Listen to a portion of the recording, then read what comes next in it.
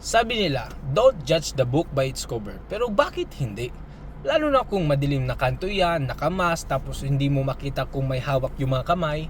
I am judging that situation. I am sensing danger. Survival instinct yan.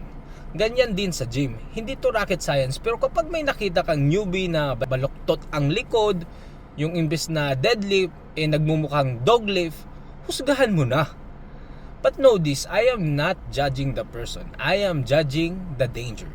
Hindi tayo hater, pero lapitan mo in a polite manner. Tanungin mo, pre, okay lang ba? I-correct natin yung form mo ng konti para iwas injury.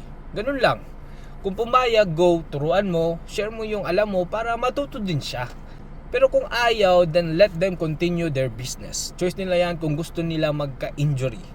Pero know this also, you cannot give something you do not have.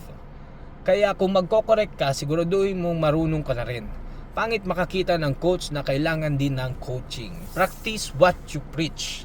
Mas okay nang matawag na pakailamero ka kaysa mahayaan mong may mabalian ng likod sa harap mo.